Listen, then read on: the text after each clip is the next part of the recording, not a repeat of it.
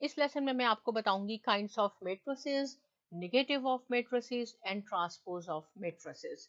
इससे पहले कि हम क्वेश्चन सॉल्व करें, मैं आपको फ्यू टर्म्स बताती हूँ ताकि आपका कॉन्सेप्ट बिल्कुल क्लियर हो जाए और उसके बाद हम क्वेश्चन सॉल्व करेंगे।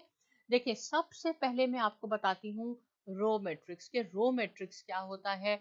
बहुत सिंपल है। रो मैट्रिक्स वो होता है जिसमें सिर्फ एक रो होती है। देखिए, फर्स्ट लेक्चर में जैसे मैंने आपको बताया था कि कोई भी आप नंबर लिख सकते हैं। मैं बहुत आसान करके पहले लिखती हूँ, सपोज 1 2 3, और आपने मैट्रिसेस में इसको लार्ज ब्रैकेट में ऐसे करके इसको इनक्लोज करना होता है, बंद करना होता है। इसमें देखें, आप हॉरिजॉन्टली देखेंगे ऐसे, तो इसको हम रोज कहते हैं। लेकिन अगर हम वर्टिकली देखते हैं तो ये कॉलम है। तो इसमें एक रो है और 3 कॉलम्स हैं। तो वो मैट्रिक्स जिसमें एक रो होती है उसको हम रो मैट्रिक्स कहते हैं। एक और एग्जांपल बता देती हूँ। यहाँ मैंने आपको 1 2 3 करके लिखा है, आप कुछ भी लिख सकते हैं। आप यहाँ 8 लिख लें, आप यहाँ 6 लिख लें और इसको बंद कर दें लार्ज ब्रैकेट में। देखिए कितनी रोज हैं, एक हॉरिजॉन्टली रोज होती हैं। ये रोज है। वो मैट्रिक्स जिसमें एक रो होती है उसको हम रो मैट्रिक्स कहते हैं। कॉलम मैट्रिक्स अब आपको समझ में आ गया होगा। वो मैट्रिक्स जिसमें एक कॉलम हो, और मैंने आपको बताया है कि वर्टिकली हम उसको कॉलम कहते हैं। देखिए, एक ये हो गया आपके पास, इसमें देखें एक कॉलम है। रोज अगर कोई पूछेगा, हॉरिजॉन्टली एक रो, दो, तीन, तीन रोज है, कॉलम एक है, राइट। और एलिमेंट्स आप कुछ भी लिख सकते हैं। यहाँ पे आप लिख लें 8 और 9 और इसको आप बंद कर दें लार्ज ब्रैकेट में। कितने कॉलम है? एक कॉलम है, तो ये कॉलम मैट्रिक्स है। कुछ और भी आप एग्जाम्पल लिख सकते हैं। 0 0 2 मैं कर देती हूँ, एक कॉलम है इसमें, ये आपके पास कॉलम मैट्रिक्स है। रो मैट्रिक्स में एक रो होती है, कॉलम मैट्रिक्स में एक कॉलम है। नल मैट्रिक्स में क्या होता है? नल मैट्रिक्स होता है जिसमें सारी एंट्रीज आपके पास जीरो होती है। नल मैट्रिक्स में क्या है? सारी एंट्री, सपोज 0 0 0 0, इसको आपने इनक्लोज करना है ब्रैकेट में। सारे मेंबर, सारे एलिमेंट, सारे नंबर जीरो हो तो हम उसको नल मैट्रिक्स कहते हैं। बेशक उसमें एक कॉलम है तो भी हम ये कहेंगे कि ये नल मैट्रिक्स है। रो है तो भी हम इसको कहेंगे जिसमें सारे एलिमेंट जीरो होते हैं, उसको हम नल मैट्रिक्स कहते हैं। आइडेंटिटी मैट्रिक्स और यूनिट मैट्रिक्स ये बहुत इंपॉर्टेंट है, राइट। मैं यहाँ लिखती हूँ कि ये इंपॉर्टेंट है। इसमें क्या होता है? Diagonal elements are 1, diagonal elements 1 होने चाहिए, बाकी सारे जीरो होते हैं। इसका क्या मीनिंग है मैं आपको बताती हूँ। देखिए डायगोनल क्या है, देखिए एक 1, यहाँ आप लिख दें 0 0 1। डायगोनल क्या है? एक कॉर्नर से दूसरे लाइन सेगमेंट आप बनाएंगे, यहां से आपने बनानी है, राइट। ये याद रखिए, यहां से आपने ऐसे करना है। ये आपके पास हुआ 1 1, ये डायगोनल है। आपने ऐसे ऑपोजिट साइड पे नहीं देखना कि ऐसे करके देख लें। ये यहां से होता है डायगोनल 1 1। डायगोनल एंट्रीज आपकी 1 होनी चाहिए, बाकी सारे आपके पास जीरो होते हैं। एक और एग्जांपल यहाँ लिखती हूँ, देखें 1 0 0 0 1 0 0 0 1। डायगोनल बनाए, इस कॉर्नर से लेके इस कॉर्नर तक आप आएंगे, ये डायगोनल बन गया आपके पास। ऐसे आपने नहीं करना है, ऐसे देखना है, यही डायगोनल होगा मैट्रिसेस में, और इसको आपने इनक्लोज करना है, बंद करना है लार्ज ब्रैकेट में। ये मैट्रिक्स तैयार हो गया। इस मैट्रिक्स को हम कहते हैं यूनिट मैट्रिक्स और आइडेंटिटी मैट्रिक्स। डायगोनल एंट्रीज मैं दोबारा बता रही हूँ, डायगोनल एंट्रीज आपकी 1 होनी चाहिए, बाकी सब जीरो होते हैं, उसको हम आइडेंटिटी मैट्रिक्स कहते हैं। आगे चलते हैं। स्क्वायर मैट्रिक्स क्या होता है? स्क्वायर मैट्रिक्स होता है number of rows is equal to number of columns. यहाँ मैं आपको बताती हूँ, देखें 2 3, कुछ भी आप लिख सकते हैं। जैसे हमने लास्ट लेक्चर में मैंने आपको बताया, हॉरिजॉन्टली आप इसको रोज कहते हैं। पहले आपने रोज लिखनी है। कितनी रोज है? 2 रोज है। कॉलम कितने हैं? 1 2, 2 कॉलम है। इसका ऑर्डर क्या हुआ, या इसको कह सकते हैं इसकी डायमेंशंस क्या हैं? तो वो है 2 बाई 2। पहला वाला आपका रोज को रिप्रेजेंट करता है, सेकंड आपके कॉलम्स को रिप्रेजेंट करता है, 2 रोज हैं, 2 कॉलम्स हैं, ये स्क्वायर मैट्रिक्स हो गया। एक और एग्जांपल बना के दिखाती हूँ आपको, कुछ भी आप लिख सकते हैं, 2 0 3, राइट।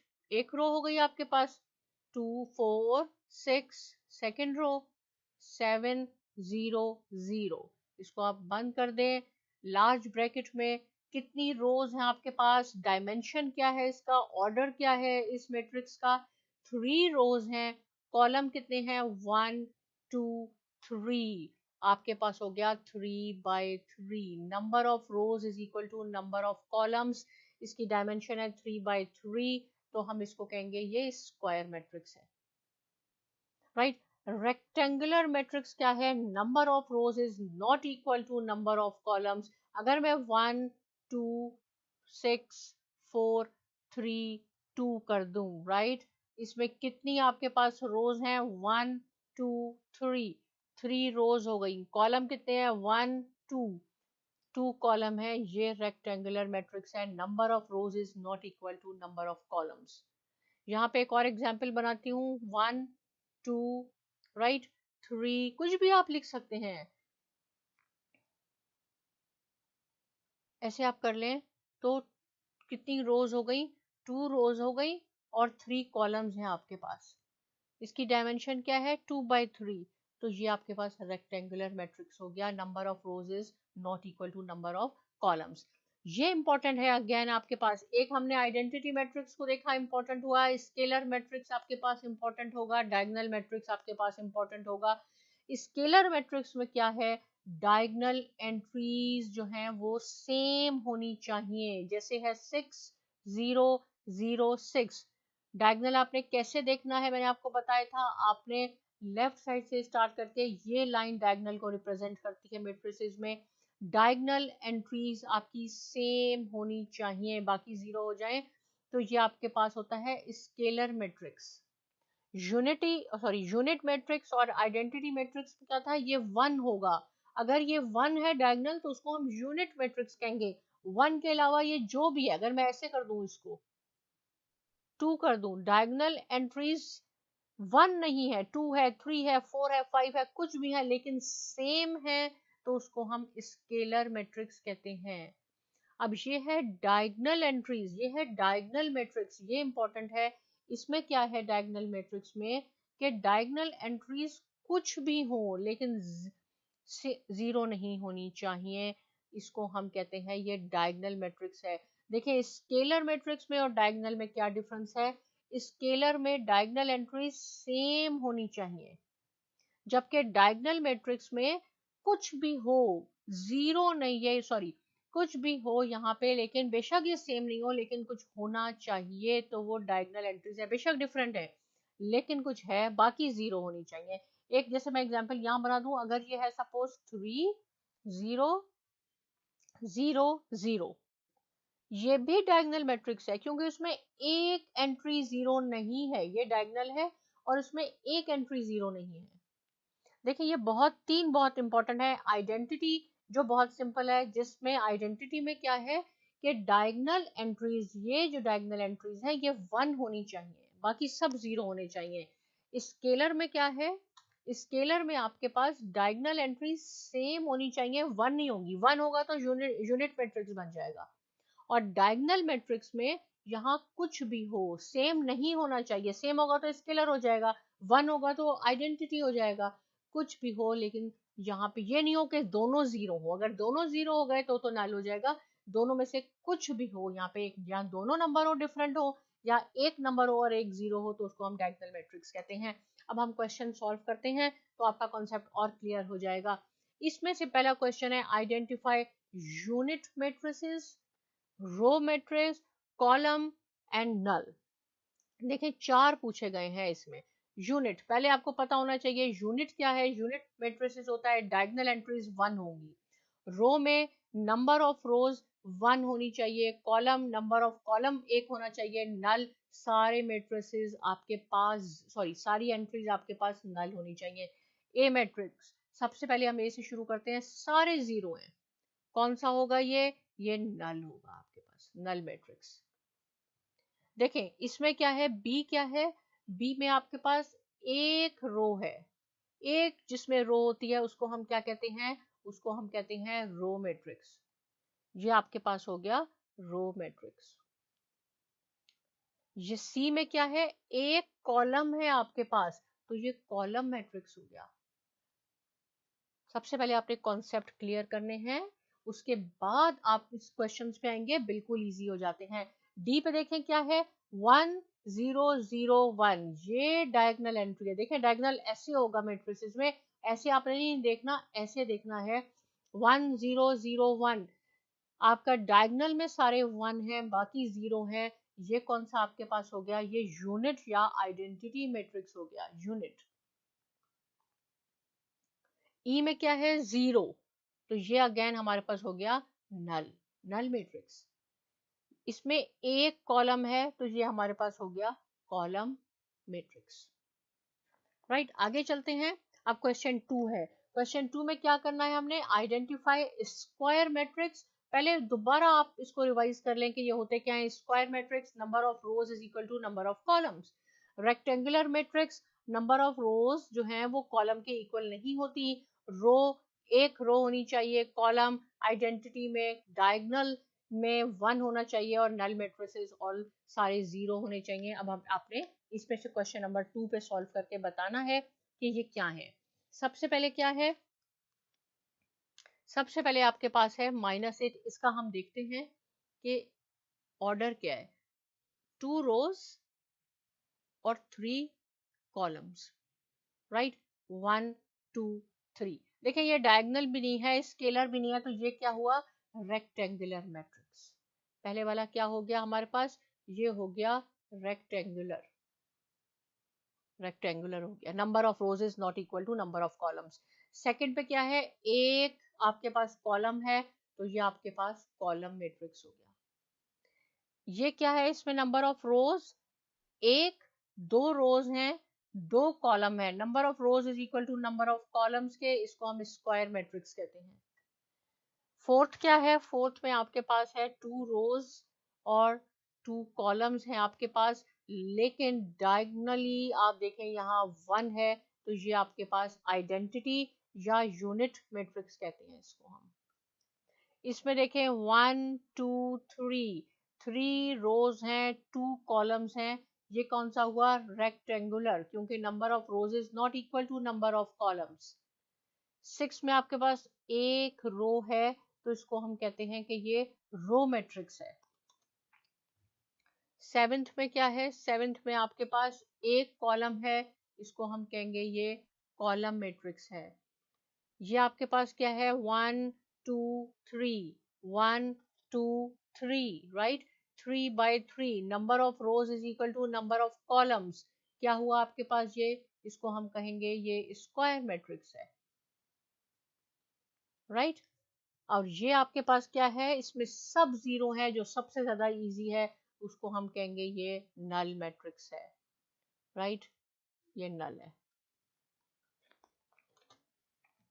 अब आगे चलते हैं, क्वेश्चन 3 क्या है, identify diagonal, scalar and unit identity matrices. Unit क्या हो गया, जिसमें आपके पास डायगोनली 1 होना चाहिए।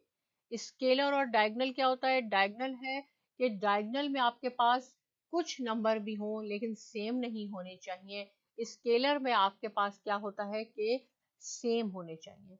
तो पहला वाला आप देखें, डायगोनली आपके पास ये सेम है, 4 4 है, तो पहला वाला आपका आ गया ये स्केलर है, right, because it's diagonal entries are same.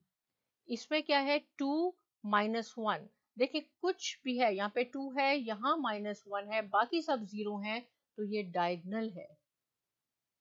Diagonal में और आपको स्केलर में फर्क पता होना चाहिए। स्केलर में क्या है कि डायगोनल एंट्रीज सेम होनी चाहिए, और डायगोनल में डायगोनल एंट्रीज सेम नहीं होनी चाहिए। अगर सेम होंगी तो स्केलर हो जाएगा, और अगर 1 1 हुई तो आइडेंटिटी हो जाएगा। 1 के अलावा कुछ भी हो लेकिन डिफरेंट हो, और यहाँ 0 भी हो सकता है, एक एंट्री में 0 भी हो सकता है।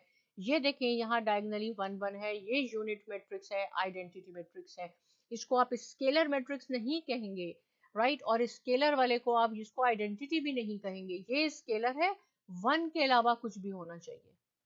ये आप देख लें, डी में क्या है, 3 0 और 0 0, तो ये भी डायगनल है, क्योंकि डायगनल में एक एलिमेंट में नंबर है, ये 0 नहीं है। ई को आपने फर्दर सॉल्व करना है, क्योंकि ई में आपके पास 5 -3 लिखा गया है, जो 2 हो जाएगा। ये 0 है, ये 0 है, ये 1 + 1 है, ये 2 हो जाएगा। अगर आपके पास कोई पॉजिटिव या नेगेटिव साइन होते हैं तो आपने उसको पहले सॉल्व करके लिखना होता है। अब आप देखें डायगनली में ये क्या हो गया, 2 2 आ गए, दोनों सेम आ गए, तो ये स्केलर मैट्रिक्स हो गया। स्केलर मैट्रिक्स में डायगनल एलिमेंट सेम होने चाहिए, राइट, और डायगनल एल में क्या होना चाहिए, दोनों डिफरेंट हो या एक 0 हो, तो उसको हम डायगनल मैट्रिक्स कहते हैं। अब आगे चलते हैं, पहले मैं आपको बताती हूँ अब नेगेटिव ऑफ अ मैट्रिक्स का क्या मीनिंग होता है। बहुत सिंपल है, negative of a matrix is obtained by inverting और चेंजिंग द साइंस। अगर आपके पास एक है 1 -2 और 3, ये एक मैट्रिक्स है, और इसको अगर कहा जाए कि आपने इसको नेगेटिव बनाना है, तो आप इन सब के साइन चेंज कर दें। ये 1 था, ये आपके पास हो जाएगा -1। ये आपके पास -2 है, तो ये हो जाएगा 2, और ये 3 है, ये हो जाएगा -3, और ये इसका इनवर्स हो गया। सिंपल। अब क्वेश्चन देखते हैं, find the negative of the following matrices, right. तो इसका नेगेटिव क्या हो जाएगा, जैसे पहले वाला था हमारे पास, इसका हमने नेगेटिव निकालना है, तो हम इसको लिखेंगे जैसे ए, देखें यहाँ था a इज इक्वल टू ये 1 0 -1। इसका जब आप नेगेटिव लेंगे तो अब इसका करने का तरीका क्या है, आप लिखेंगे -a। इससे पता चलेगा कि आप इसका नेगेटिव बना रहे हैं, और इसमें जो भी है, ये 1 था, ये -1 हो जाएगा, 0 एज इट इज रहेगा, ये -1 था, ये +1 हो जाएगा। ये इसका आंसर हो गया। दूसरे का b का क्या होगा नेगेटिव, कैसे करेंगे, ये b था, इसको आप -b लिखें ताकि पता चले कि हम इसको नेगेटिव बना रहे हैं। सारी एंट्रीज को चेंज कर देंगे, -3 हो जाएगा, ये 1 हो जाएगा, ये -2 हो गया, ये +1 था, तो ये -1 हो गया। सबके साइन चेंज कर दें, जो माइनस है वो प्लस कर दें, जो प्लस है उसको माइनस कर दें। लेकिन यहाँ -c जरूर लिखना है। क्यों लिखा है -c, क्योंकि ये जो हमारे पास है मैट्रिक्स, ये c है, ये b है, ये a है, इसलिए -c इज इक्वल टू क्या हो जाएगा यहाँ पे, -2 -3 -6 -2। So simple. आगे चलते हैं, डी में क्या करना है, equal to -d is equal to, सबके साइन चेंज कर दें, 3 4 -2 -5। ई में क्या होगा आपके पास, -e इक्वल टू -1 -2 +5 और -3। जो भी एंट्रीज हैं अंदर बहुत इजी है, जो माइनस होगा उसको प्लस कर दें, जो प्लस है उसको माइनस कर दें, वो उसका नेगेटिव हो गया। ये क्वेश्चन भी आपने सीख लिया। अब है ट्रांसपोज ऑफ अ मैट्रिसेस, ये भी बहुत इजी है। पहले मैं आपको कॉन्सेप्ट बता देती हूँ, फिर क्वेश्चन सॉल्व करते हैं। Transpose of a matrices is obtained by converting all rose into columns. जो रोज हैं उनको कॉलम बना दें, या जो कॉलम है उनको रोज बना दें, तो उसका ट्रांसपोज आ जाएगा। कैसे होगा, जैसे सपोज एक है 1 2 3, सपोज 4 5, ये 6, ये एक मैट्रिक्स है। इसको हम क्या नाम दे दें, इसको हम x कर देते हैं ताकि आपको पता चले कि हम डिफरेंट नाम भी दे सकते हैं। अब इसका ट्रांसपोज लेना है, तो करने का क्या तरीका है, x और इसके ऊपर आप लिखेंगे t। इससे पता चलेगा कि इसका ट्रांसपोज हम ले रहे हैं।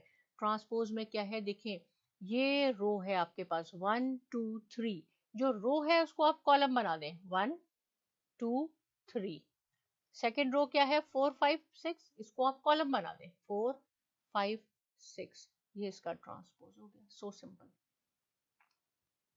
जो रोज है आप उसको कॉलम बना दें, या जो कॉलम है उनको आप रोज बना दें, आप कुछ भी कर सकते हैं, राइट। अगर मैं सपोज इसको कहूँ कि हम यही क्वेश्चन मैं आपको बताती हूँ कैसे करके, यहाँ तो ये रो थी, देखें ये रो है, इसको मैंने कॉलम कर दिया, ये रो थी, इसको मैंने कॉलम बना दिया।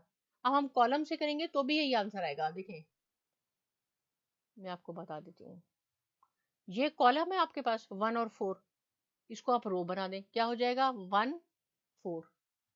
ये भी एक कॉलम है 2 5, और ये भी कॉलम है आपके पास, आप इसको रो बना दें 3 6। तो सेम चीज बन गई। रोज को कॉलम्स में कन्वर्ट कर दें या कॉलम को रोज बना दें तो आपके पास वो आ जाता है उसका ट्रांसपोज। अब हम क्वेश्चन सॉल्व करते हैं, find the transpose of the following matrices. बहुत इजी है, यहाँ करके बताती हूँ कैसे होगा।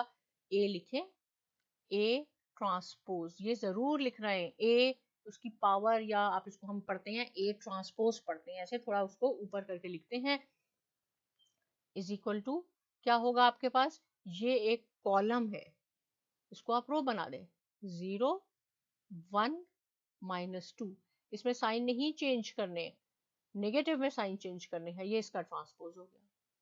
इसका ट्रांसपोज क्या होगा बी का, आप कैसे लिखेंगे बी ट्रांसपोज, ये क्या है एक रो है, इसको कॉलम में कन्वर्ट कर दें 5 1 -6, ये बी का ट्रांसपोज बन गया। सी कैसे करेंगे आप, C transpose is equal to, ये एक रो है 1 2, इसको कॉलम में कन्वर्ट कर दें, ये 1 2 हो जाएगी। ये एक रो है, इसको आप कॉलम बना दें 2 -1, ये 3 0 ऐसे रो है, इसको आप कॉलम में लिख दें, तो ये आपका सी ट्रांसपोज बन गया। डी को भी कर लेते हैं, सारे क्वेश्चन मैं आपको सॉल्व कर देती हूँ ताकि कोई आपको प्रॉब्लम ना हो कि ये डिफिकल्ट क्वेश्चन है। Is equal to, sorry, D transpose किसके इक्वल हो जाएगा, ये हो जाएगा, ये एक रो है, देखें तो आप इसको बना दें कॉलम और 0 और 5। ई ट्रांसपोज इज इक्वल टू, अब मैं कॉलम को रो भी बना देती हूँ ताकि आपको पता चले, देखिए ये कॉलम है तो आप इसको रो बना दें 2 -4 करके लिख दें, ये एक कॉलम है, इसको आप ऐसे करके लिख दें। दोनों को आप या तो आप रोज को कॉलम में कर दें या कॉलम को रोज में, आंसर आपका सेम होगा। एफ ट्रांसपोज 1 2, ये रो है, इसको कॉलम में कर दें 3 4, इसको आप ऐसे कर दें। तो ये हमने सारे क्वेश्चन सॉल्व कर लिए ट्रांसपोज के भी। नेगेटिव में क्या था, क्या आपने साइन चेंज करने हैं, ट्रांसपोज में क्या है आपके पास, क्या आपने रोज को कॉलम्स में कर दें या कॉलम्स को रोज में कर दें। अब हमारे पास ये लास्ट 2 क्वेश्चंस हैं जिसमें आपने वेरीफाई करना है कि इफ ए आपके पास है 1 2 0 1 और बी आपके पास ये मैट्रिक्स है, 2 मैट्रिक्स आपको दिए हुए हैं, आपने प्रूफ करना है A transpose whole transpose is equal to A. आपने क्या प्रूफ करना है, ये देखें, ए ट्रांसपोज, इसका ट्रांसपोज किसके इक्वल होना चाहिए, ए के इक्वल होना चाहिए, और ए क्या है, ए ये है। लेफ्ट हैंड साइड को राइट हैंड साइड के, सबसे पहले हम यहाँ से स्टार्ट करते हैं। पहले हम लेते हैं जो इस ब्रैकेट के अंदर है ए ट्रांसपोज। ट्रांसपोज आपने लेना सीख लिया, कैसे लेते हैं ए ट्रांसपोज, जो रोज है, देखें ये रो है आपके पास, और ये भी इंपॉर्टेंट क्वेश्चन है, ये रोज है 1 2, इसको आप 1 2 कॉलम बना दें। फिर क्या है 0 1, रो है, इसको आप कॉलम कर दें, तो ये ए ट्रांसपोज हो गया, जो ब्रैकेट के अंदर था पैरेंथेसिस के अंदर वो सॉल्व हो गया। अब क्या है ए ट्रांसपोज होल ट्रांसपोज। अब आपने ये जो ए ट्रांसपोज है, ये ट्रांसपोज लिया है, इसका ट्रांसपोज लेना है। अब इस ए को आप बिल्कुल भूल जाएं जो हमने शुरू में लिया था, अब आप इसका जो हमने लिया है इसका ट्रांसपोज लें, कैसे होगा 1 0, ये एक रो है, इसको आप कॉलम में कर दें 1 0, और ये भी एक आपके पास रो है, इसको आप कॉलम कर दें 2 1 बन जाएगा। तो ये क्या हो गया 1 2 0 1, ए में क्या था आपके पास, ए भी आपके पास ये है 1 2 0 1, तो हमने यहाँ प्रूव कर लिया, देयरफॉर हमने प्रूव किया कि A transpose whole transpose is equal to A. कितना इजी है, पहले आपने ए ट्रांसपोज लेना है, ये ए के एलिमेंट्स हैं, ये इसको आपने ट्रांसपोज लेना है, जो आंसर आए उसका फिर ट्रांसपोज ले लें और वो ए के इक्वल ही आएगा। अब ये लास्ट क्वेश्चन है, इसमें सेम क्वेश्चन है लेकिन इसमें B transpose whole transpose B के इक्वल है। तो सबसे पहले आपने क्या करना होगा, सोल्यूशन में हमने बी ट्रांसपोज लेना है। मैं यहाँ पे डायरेक्ट कर देती हूँ, ये देखें बी ट्रांसपोज क्या होगा, ये आपके ट्रांसपोज कैसे होगा, ये रो है इसको कॉलम बना लें, ये 1 1 बन गया, ये रो है इसको कॉलम बना लें, ये 2 0 बन गया, ये बी ट्रांसपोज बन गया। बी ट्रांसपोज, अब आपने इसको कंसीडर करना है, इसको, अब आपने इस यहाँ नहीं जाना, इसको ही रहना है, बी ट्रांसपोज होल ट्रांसपोज, इसका आप ट्रांसपोज ले लें तो क्या होगा 1 2, ये आपके पास एक रो है, इसका आपने कॉलम बना दिया, ये एक रो है, इसको आप कॉलम करके लिख लें, जो भी आपने लिखा ये बी होना चाहिए, और बी में भी आपके पास ये गया 1 2 1 0 1 2 1 0। तो ये प्रूव हो गया कि बी ट्रांसपोज पहले आपने लिया, फिर जो ट्रांसपोज आया उसका ट्रांसपोज लिया, तो ये आपके बी के इक्वल आ गया। ये प्रूव हो गया कि left hand side equal to right hand side. और ये क्वेश्चन बहुत इंपॉर्टेंट है, आपने प्रैक्टिस करनी है, ये एक्सरसाइज भी खत्म हो गई। अब आपने ये एक्सरसाइज के एक एक सवाल खुद करना है, समझ के करना है। इससे रिलेटेड कोई क्वेश्चन है कमेंट सेक्शन में ज़रूर लिखिए। साइमा एकेडमी को सब्सक्राइब करना बिल्कुल ना भूलिए और बहुत शुक्रिया।